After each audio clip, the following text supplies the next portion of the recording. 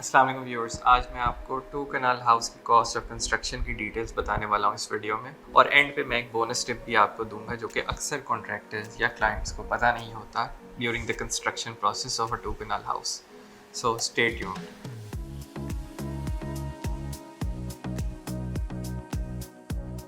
जो first point है during the construction of a two kanal house वो है ग्रे स्ट्रक्चर कंस्ट्रक्शन। अब जो ग्रे स्ट्रक्चर कंस्ट्रक्शन है इसमें आप घर का ढांचा एक्चुअली बना रहे होते हैं। इसमें बेसिक मटेरियल्स जो यूज़ होते हैं वो हैं bricks, sand, cement, aggregate as well as steel.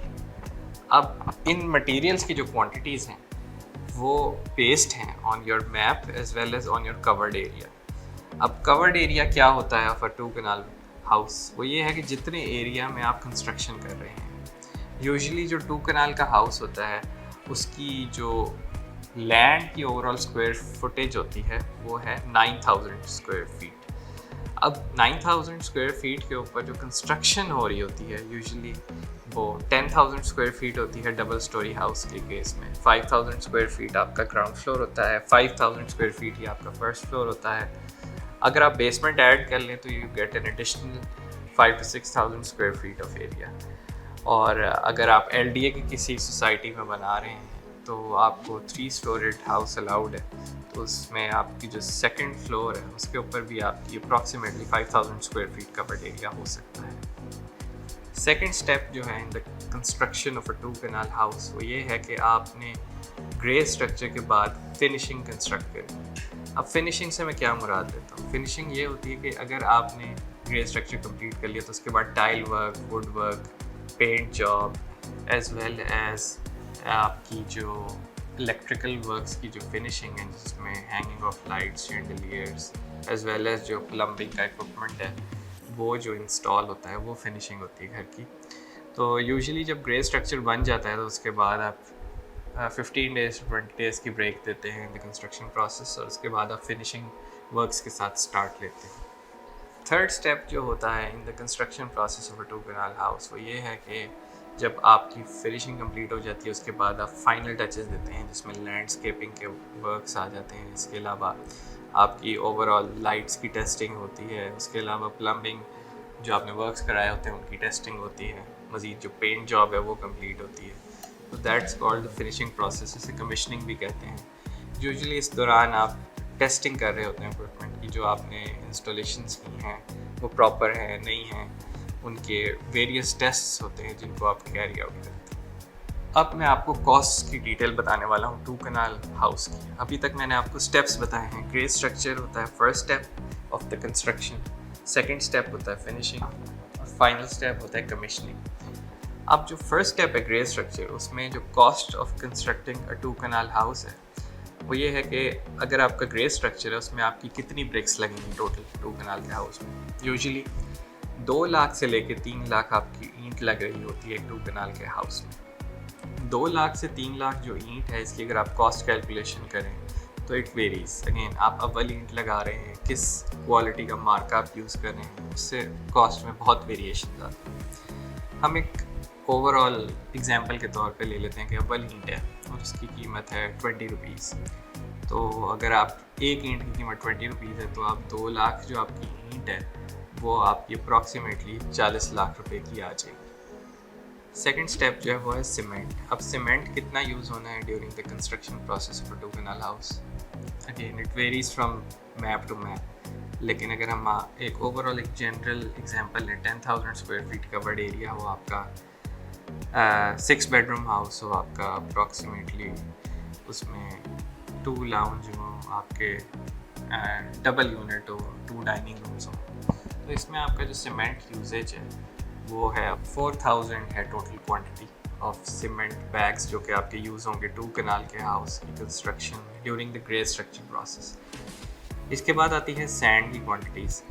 Sand की जो क्वांटिटी है वो ओवरऑल डिपेंड करती है अगेन द रेशो जिस पे आप कंस्ट्रक्ट कर रहे हैं। यूजुअली जो टेक्निकली करेक्ट रेशो होता है वो है 1:4 जो कंक्रीट का रेशो होता है। उसमें 1 जो है वो सीमेंट का रेशो है, 2 जो है वो सैंड और 4 जो है वो एग्रीगेट का रेशो है। अगर इस रेशो से कंक्रीटिंग की जाए और ओवरऑल स्टैंडर्ड्स को मेंटेन किया जाए, जो प्लास्टरिंग है उसमें 1:4 का रेशो रखा जाए, 1 cement and 4 quantities of sand. उस लिहाज से देखा जाए तो जो सैंड की ओवरऑल क्वांटिटी बनती है वो है 22,000 क्यूबिक फीट। और इसके बाद आ जाता है आपका क्रश, जिसे बजरी भी कहते हैं आप, उसकी जो क्वांटिटीज़ हैं वो सैंड से यूजुअली आधी होती हैं। अगर आपकी सैंड जो 22,000 क्यूबिक फीट यूज़ हो रही है पूरे प्रोजेक्ट में ड्यूरिंग द ग्रे स्ट्रक्चर, तो जो एग्रीगेट है उसकी 11,000 क्यूबिक फीट होगी क्वांटिटी। इसके बाद जो डिफरेंट क्वांटिटीज़ हैं of roof insulation as well as termite proofing, और इसके अलावा अगर आप लैंड फिलिंग भी उसमें ऐड कर लें तो ये अप्रॉक्सीमेटली 1 मिलियन के करीब ये सारी कॉस्ट ऐड अप होती हैं। तो अगर आप इन की सारी कॉस्ट को ऐड अप करें तो इसमें आपको total cost of construction of grey structure आ जाएगी। इसके अलावा जो स्टील की क्वांटिटीज़ हैं वो भी काफ़ी इंपॉर्टेंट है ग्रे स्ट्रक्चर में। यूजुअली जो 2 कनाल का हाउस है आपका 10,000 स्क्वायर फीट कवर्ड एरिया के साथ, और उसमें अगर आपकी बेसमेंट इंक्लूडेड नहीं है तो 20 tons of steel total use होगा आपके प्रोजेक्ट में। अप्रॉक्सीमेशन अगेन स्ट्रक्चरल इंजीनियर जो आपको ड्राइंग्स प्रोवाइड करेगा उसके हिसाब से ये कैलकुलेशन थोड़ी बहुत वेरी कर सकती है, लेकिन मैं आपको एक जनरल आइडिया दे रहा हूँ। तो 20 टन्स ऑफ स्टील जो है अगर आज के रेट से उससे मल्टीप्लाई किया जाए 20 टन्स को, तो अप्रॉक्सीमेटली आपका 52 लाख रुपीज़ का स्टील आ जाएगा पूरे प्रोजेक्ट में। नेक्स्ट स्टेप जो है वो है labour cost of the whole project. अब लेबर कॉस्ट को हम किस तरह कैलकुलेट करेंगे ग्रे स्ट्रक्चर के लिए? उसमें बेसिकली 3 कंपोनेंट्स होते हैं। First is the contractors to overall cost, जो वो अपनी लेबर को प्रोवाइड करता है। जो सेकंड कॉस्ट आती है वो होती है इलेक्ट्रिशियन की कॉस्ट। थर्ड कॉस्ट है वो प्लम्बर की कॉस्ट है। जो कॉन्ट्रैक्टर की लेबर रेट होता है वो यूजुअली 500 to 600 रुपीज़ पर स्क्वायर फीट होता है। उसको अगर आप 600 को मल्टीप्लाई करें 10,000 से तो ये 60 लाख रुपीज़ जो है ये लेबर की cost of building grey structure of 2 kanal house. जो इलेक्ट्रिशियन की लेबर कॉस्ट होती है वो यूजुअली कवर्ड एरिया को आप मल्टीप्लाई कर दें बाय 10, वो आपके इलेक्ट्रिशियन की कॉस्ट आ जाती है। इसी तरह से आप अगर प्लम्बर की कॉस्ट के बारे में आइडिया लेना चाहते हैं तो प्लम्बर की कॉस्ट भी आप ओवरऑल अगर आप मल्टीप्लाई कर दें कवर्ड एरिया को बाय 20, वो आपकी प्लम्बिंग की कॉस्ट आ जाती है। तो अगेन ये वेरी करती हैं। कई इलेक्ट्रिशियंस जो हैं वो 25 to 30 रुपीज़ पर स्क्वायर फीट भी चार्ज करते हैं। ये क्वालिटी ऑफ इलेक्ट्रिशियन होता है। अब आप पे डिपेंड करते हैं आप किसको इलेक्ट्रिशियन रखना चाहते हैं अपने घर के लिए। अगर कोई अगेन एक्सपर्ट है जिसका बहुत ज़्यादा एक्सपीरियंस है वो 25 to 30 रुपीज़ पर स्क्वायर फीट लेगा, और अगर कोई नया इलेक्ट्रिशियन है जिसका एक्सपीरियंस इतना ज़्यादा नहीं यंग है वो आपसे थोड़े पैसे भी ले सकता है। बट ओवरऑल अगर आप एक एवरेज निकालें तो 2.5 से 3 लाख रुपए आपको इलेक्ट्रिशियन को पे करने पड़ेंगे। सेम गोज़ फॉर प्लम्बर, उसके भी 3 से 4 लाख रुपए प्लम्बिंग की कॉस्ट होती है for labour of 2 kanal house grey structure. अब मैं आपको फिनिशिंग वर्क की टोटल कॉस्ट के बारे में बताने वाला हूँ फॉर 2 कनाल हाउस। फिनिशिंग में सबसे पहले आ जाती है फॉल सीलिंग की कॉस्ट। अब fall ceiling of a 2 kanal house is approximately 5 से 6 लाख का आपका ठेका होगा। इसमें अगर आप सिंपल रखें फॉल सीलिंग को तो again the cost will be less. अगर आपके मोल्डिंग वर्क्स काफ़ी ज़्यादा हैं और सीलिंग के डिज़ाइंस काफ़ी इंट्रिकेट हैं तो कॉस्ट शूट अप कर सकती हैं। मैं आपको एक एवरेज कॉस्ट बता रहा हूँ। ऐसी सीलिंग जिसमें जो मिनिमलिस्ट हो, जिसमें ज़्यादा डिज़ाइनिंग ना हो, ये उसकी कॉस्ट है 5 से 6 लाख में आपकी टोटल ओवरऑल 2 कनाल हाउस की सीलिंग कंस्ट्रक्ट हो जाएगी। एंड नेक्स्ट स्टेप जो आ जाता है सीलिंग के बाद वो है पेंट वर्क्स की कॉस्ट। जो पेंट वर्क्स हैं 2 कनाल हाउस के वो अप्रॉक्सीमेटली आपके 35 लाख रुपीज़ में टोटल हो जाएंगे। इसमें लेबर भी इंक्लूडेड है as well as the material cost. Overall आप माइंड में रखें कि 35 to 40 लाख रुपीज़ आपकी overall cost of paint works होंगे फॉर अ 2 कनाल हाउस। इसके बाद जो मेजर चंक ऑफ कॉस्ट आती है इन फिनिशिंग वो है टाइल्स की कॉस्ट। जो ओवरऑल आपके घर में टाइल्स लगेंगी उनकी कॉस्ट वेरी कर सकती है फ्रॉम 2000 रुपीज़ पर स्क्वायर मीटर से लेके 10,000 रुपीज़ पर स्क्वायर मीटर तक। अगेन जो कॉस्ट है टाइल्स की वो डिपेंड करती है कि आप इम्पोर्टेड टाइल्स यूज़ कर रहे हैं, लोकल यूज़ कर रहे हैं, किस कंपनी की यूज़ कर रहे हैं। ब्रांड से भी टाइल की प्राइस में बहुत फ़र्क पड़ता है। तो अगर आप एवरेज टाइल्स लें जो कि 3,000 to 4,000 रुपीज़ पर स्क्वायर मीटर है, उसके अलावा वॉशरूम की जो टाइल्स हैं वो भी अगर आप ओवरली एक्सपेंसिव ना लें, आप एवरेज प्राइसेस, बजटरी प्राइसेस रखें अपनी, तो ये अप्रॉक्सीमेटली आपकी टाइलिंग की कॉस्ट है 2 कनाल हाउस में अराउंड 80 to 90 लाख रुपीज़ हो। नेक्स्ट जो बड़ी कॉस्ट है in construction of a 2 kanal house वो है आपके वुड वर्क्स की कॉस्ट। अगेन वुड वर्क्स की जो कॉस्ट है वो डिपेंड कर रही होती है on the quality of the carpenter as well as कि आप कौन सी लकड़ी यूज़ करें। आप ऐश वुड यूज़ कर रहे हैं, आप महागनी यूज़ कर रहे हैं, आप येलो पाइन यूज़ कर रहे हैं, उस लिहाज से कॉस्टिंग आपकी वेरी करेगी।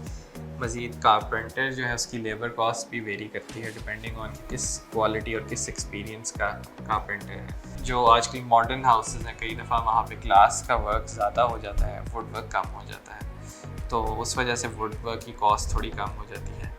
लेकिन इट्स अ ट्रेड ऑफ कि आप ग्लास और विंडोज़ की कॉस्ट बढ़ा लें या वुड वर्क की कॉस्ट बढ़ा लें। It's depending on the client, उनका पर्सनल टेस्ट क्या है।